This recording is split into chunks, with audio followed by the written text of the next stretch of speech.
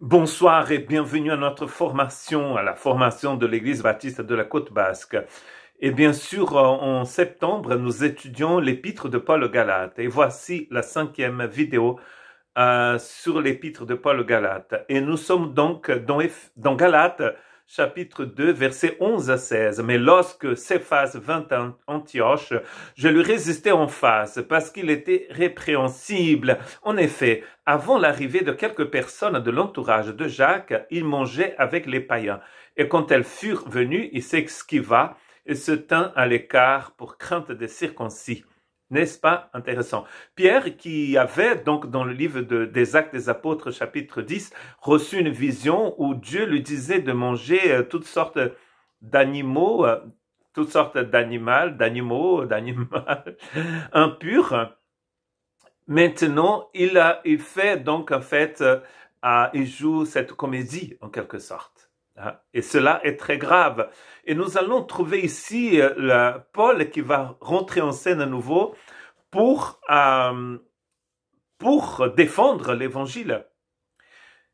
Deux apôtres très importants, et vous savez forcément, si vous avez déjà lu les Actes des Apôtres, qu'une moitié du livre des Actes des Apôtres parle de Pierre et l'autre moitié parle de Paul et de son ministère. Donc ces deux apôtres sont très importants. C'est lui qui représente l'évangile pour les circoncis et celui qui défend l'évangile pour les incirconcis.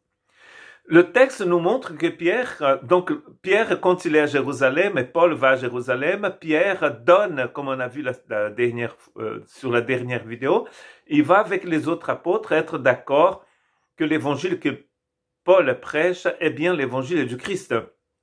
Et il va donner la main de l'association à Paul. Ici, Pierre n'est plus chez lui, et donc il est chez des païens, il est à Antioche. Et je vous rappelle qu'Antioche, c'est une ville très importante. C'est là où on va appeler les chrétiens pour la première fois des chrétiens. C'est le début du ministère de Paul. C'est l'église qui envoie Paul et Barnabas. C'est une ville de Syrie très importante. Pierre est en visite avec des Juifs à cette ville et à cette église. Et il a l'habitude, nous dit le texte, de manger avec les gens de l'église qui sont païens.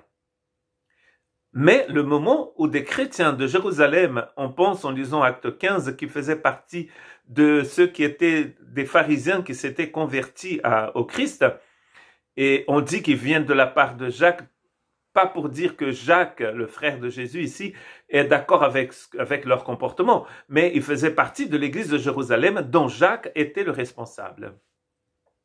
Ces personnes, dès qu'ils arrivent à Antioche, Pierre change complètement.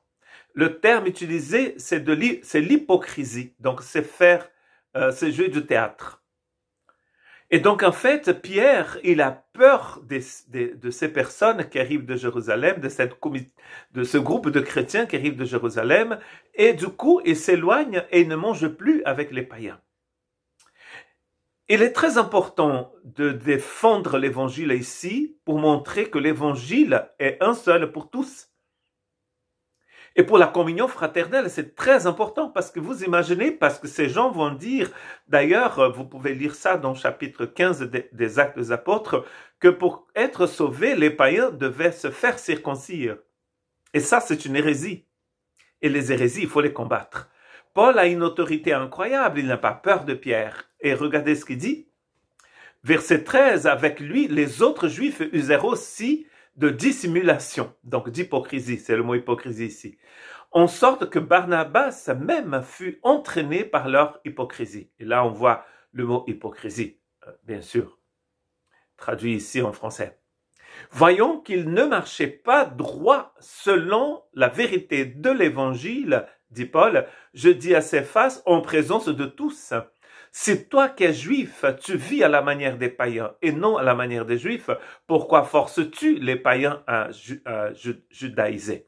Ils mangeaient tout, c'était tout bien, ils mangeaient avec les non-juifs, mais dès que les gens de Jérusalem arrivent, ils changent de camp et maintenant ils ne mangent plus. Comme s'il est en train de dire, parce que c'est ce que ces gens disent, que les non-juifs devaient se comporter comme des juifs pour être sauvés. Ça, c'est pas bon. C'est pas bon parce que nous sommes sauvés par la grâce. C'est pas parce que vous mangez ou pas mangez ceci ou cela que vous êtes sauvés. C'est pas parce que vous êtes vivez à la façon des Juifs ou à la façon des Grecs que vous êtes sauvés. Vous êtes sauvés si vous vivez à la façon de Jésus. Et la façon de Jésus passe par l'évangile et passe par la grâce. Nous, dit Paul, nous sommes juifs de naissance et non pécheurs d'entre les païens. Néanmoins, sachons que ce n'est pas par les œuvres de la loi que l'homme est justifié, mais par la foi en Jésus-Christ. Nous aussi, nous avons cru en Jésus-Christ, afin d'être justifiés par la foi en Christ. Donc il est en train de dire, toi et moi, Pierre, qui sommes juifs, pour être sauvés, nous avons dû aussi faire confiance au Christ. Et c'est pas parce que nous mangeons que nous sommes sauvés. Je vous rappelle que c'est des religieux qui ont livré Jésus aux Romains pour être crucifiés. C'est des gens qui connaissaient bien la loi de Moïse et qui la pratiquaient, mais pourtant ils n'avaient pas reçu la vie éternelle. À qui irions-nous, dit Pierre dans le discours après le discours de Jésus de Jean chapitre 6, où les gens abandonnent Jésus parce que Jésus va centrer son message sur lui-même, où il dit « faut se nourrir de moi ». Et les gens vont dire « ce discours est trop dur » et ils partent. Et Jésus va demander aux disciples « et vous voulez pas partir ?» Et Pierre va dire « mais à qui irions-nous? Tu es le seul à voir les paroles de la vie éternelle. » C'est sûr que Pierre, ce texte démontre bien que Pierre, il est un corps immature. Même à l'époque des Galates, de l'épître aux Galates, il a encore beaucoup à apprendre. Nous tous d'ailleurs, n'est-ce pas? À Jérusalem, il donne la main de l'association à Paul. Là, il est en pays conquis, enfin il est chez lui. Mais quand il est chez les païens, il va se comporter d'une autre manière. Et ça, c'est pas possible. Nous ne pouvons pas avoir un message qui sort de notre bouche et avoir un comportement qui soit exactement contraire à ce message. C'est bien que Paul ait eu le courage de confronter Pierre ici, parce que nous croyons que c'est suite à cela, suite à cet accident, qu'ils vont convoquer une assemblée à Jérusalem. Et cette assemblée, elle est décrite dans Actes chapitre 15. Lisons quelques versets dans Actes chapitre 15. Par exemple, à partir du verset 10 du chapitre 15, « Maintenant donc, pourquoi tentez-vous Dieu en mettant sur le cou des disciples un joug que ni nos pères ni nous n'avons pu porter? Mais c'est par la grâce du Seigneur Jésus que nous croyons être sauvés de la même manière qu'eux. » Très intéressant ce que dit ce texte. Toute l'assemblée garda le silence et l'on écouta Barnabas et Paul que racontèrent tous les miracles et les prodiges que Dieu avait faits par eux au milieu des païens. Lorsqu'ils eurent cessé de parler, Jacques a pris la parole et dit « Hommes, frères, écoutez-moi. Simon a raconté comment Dieu a d'abord jeté les regards sur les nations pour choisir du milieu d'elles un peuple qui porte son nom. Et avec cela s'accordent les paroles des prophètes, selon ce qui est écrit. Après cela, je reviendrai et je relèverai de sa chute la tente de David. J'en réparerai les ruines et je les dresserai, afin que le reste des hommes cherche le Seigneur. Ainsi que toutes les nations sur lesquelles mon nom est invoqué, dit le Seigneur qui fait ces choses et qui, elles, sont connues de toute éternité. Donc Dieu est en train de dire par son prophète que c'est lui qui va relever la tente de David pour que toutes les nations puissent le connaître. C'est le message de Genèse chapitre 12 verset 3. En toi seront bénies toutes les familles de la terre, dit Dieu à Abraham. Et ensuite il va dire dans ta postérité.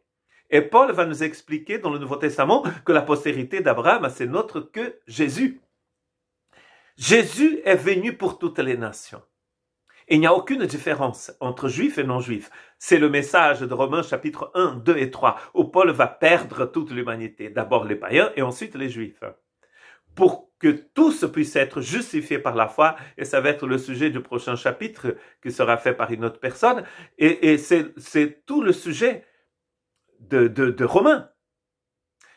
Dieu ne justifie pas quelqu'un parce qu'il est circoncis. Dieu ne justifie pas quelqu'un parce qu'il ne mange pas de porc. Dieu justifie quelqu'un par la foi dans le sacrifice de son Fils Jésus-Christ. Très important ce discours de Jacques ici dans Actes chapitre 15.